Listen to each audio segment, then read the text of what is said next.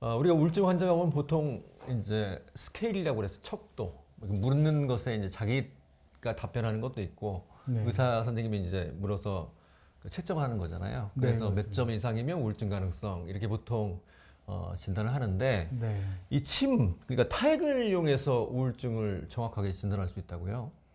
예, 그 당뇨병만 해도 혈액이나 소변에서 혈당을 측정해서 당뇨병을 진단하는데 정신과는 여지껏 바이오마커를 이용한 진단이 없었습니다. 그래서 스트레스 정도를 측정할 수 있는 그런 코티졸이랑 DHA라는 호르몬을 침 속에서 분석을 해서 우울증 진단에 활용하는 그런 솔루션을 이번에 개발했습니다. 침에서 스트레스 호르몬인 콜티졸을 보는 건데 네, 물론 스트레스하고 콜티졸 분비는 밀접한 관계가 있죠. 네. 근데 이런 콜티졸 수치만으로 우울증을 진단할 수가 있어요. 예, 우울증 진단에 함께 참고하는 중요한 지표가 되는 거고요. 음. 앞서 말씀하신 것처럼 우울증 진단을 위해서는 우선 우울증 증상의 평가가 필요합니다. 그래서 설문지를 통해서 자가보고식으로 우울 증상과 자살 위험성에 대한 평가도 하고 설문지표를 하는데 설문지표를 하고 끝나는 것이 아니라 설문지표 후에 타액 호르몬 검사를 해서 지금 스트레스 대응 능력이 정상적인지 아니면 급성기 스트레스가 돼서 너무 과도하게 활성화되어 있는지 아니면 만성적인 스트레스로 번아웃된 소진 상태에 있는지를 저희가 함께 정보를 가지고 통합해서 최종적으로 우울증이 있다 없다를 진단해 주기 때문에 타액 정보를 활용하는 것입니다. 그러면 우울증이 있다. 네. 그러면 코티졸 분비 패턴이 일반인과는 어떻게 달라요? 일반인들의 경우는 3분의 2 정도가 이 코티졸 분비로 인한 분비와 관련된 스트레스 대응 능력이 정상으로 나왔습니다. 적은 비율로 5분의 1 정도의 비율이 그 소진되어 있는 사람들로 나왔거든요. 근데 우울증 환자들은 약 절반에 가까운 45% 정도가 소진이 돼 있었고 4%로 3분의 1로 줄어들어 있는 것을 확인할 수 있었거든요. 그래서 건강한 사람들의 비율은 줄어들고 소진 비율이 증가했다는 것을 우울증 환자한테서 확인할 수 있었고 우울증의 A형 분류가 가능해질 수 있습니다. 그래서 우울증도 이제 종류별로. 네, 그렇습니다. 예전에는 비정형 우울증, 멜랑콜리형 우울증 이것도 심리적인 특성을 가지고 분류를 했는데 타액 분석을 통해서 급성기 스트레스에 있는 우울증, 스트레스 대응 능력이 정상인 우울증, 스트레스 대응 능력이 소진되어 있는 우울증 이렇게 환자들을 분류할 수가 있습니다. 만약 그렇다면 치료 방법도 좀 달라질 수 있겠네요. 네, 예를 들면 SSRI 같은 항우울제들은 코티졸 분비 능력을 높여주는 것으로 알려져 있습니다. 그렇기 때문에 이런 소진되어 있는 분들한테 그런 걸 쓰면 좋은데 사만계 항우울제나 특정 항우울제는 코티졸 분비를 억제하거나 높이지 못하는 경우도 있기 때문에 항우울제를 선택할 때도 이런 바이오마커 기반 검사가 의미가 있고 치료 효과를 검증하는 데도 효과가 있을 수 있겠습니다. 이 우울증 진단에서 이 방법이 민감도나 네. 정확도나 이게 네. 상당히 높게 나왔다고 하더라고요.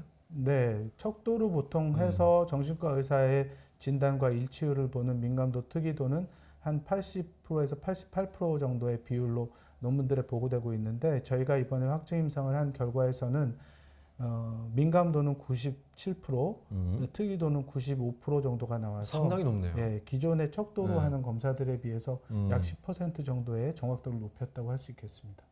이게 그 검사는 그러면 환자가 집에서 침을 모아오는 건가요? 어떻게 진행이 됩니까?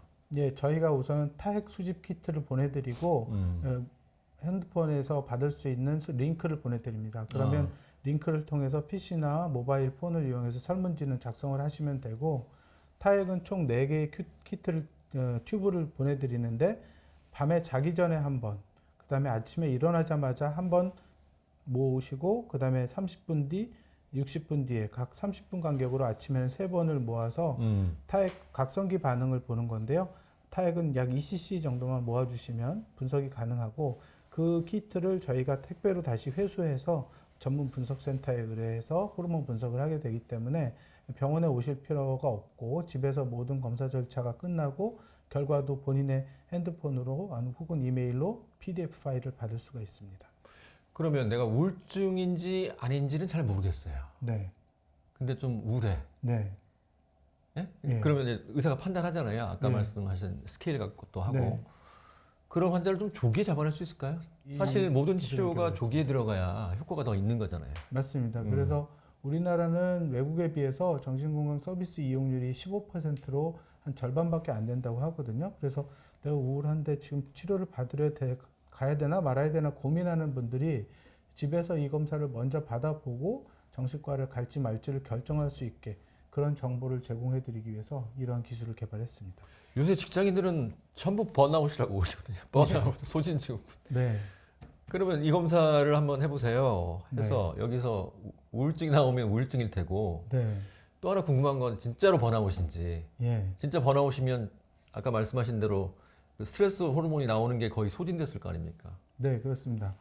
아침에 일어나서 기상 직후부터 30분, 그 다음에 60분 이렇게 올라갔다가 내려오는 코티졸 각성기 반응이라는 게 우리가 눈을 뜨면 자동으로 이루어지거든요. 근데 그 30분 동안 상승하는 효과가 전혀 없습니다. 번아웃 환자분들은 제가 우울증 환자 한 분의 그 경험을 했는데 그 입원해서 이제 치료받는 동안 한숨도 못 자셨다는 거예요. 근데 그분한테 아침에 코티졸을 측정해 보니까 하나도 상승되지 않는 그런 것을 확인했거든요. 그래서 번아웃이 실제로 된다면 그런 아침 코티졸 검사에서 분명히 나타날 가능성이 높고 그렇다면 이분이 꾀병을 부리는 게 아니라 실제 번아웃 됐다는 것을 기업에서도 확인해서 그런 소진 예방 프로그램이나 휴가나 이런 것들을 통해서 도움을 줄 수가 있고 반대로 소진을 그 과소 보고하는 분도 있어요. 축소해서 보고하시는 분들은 어떤 분들이냐면 경찰이나 소방관 같은 분들은 자신의 그런 경력 책임감이 관리를 너무 위해서. 강해서 네, 그렇지. 그리고 자신이 이런 현장 업무에서 빠지기 싫어서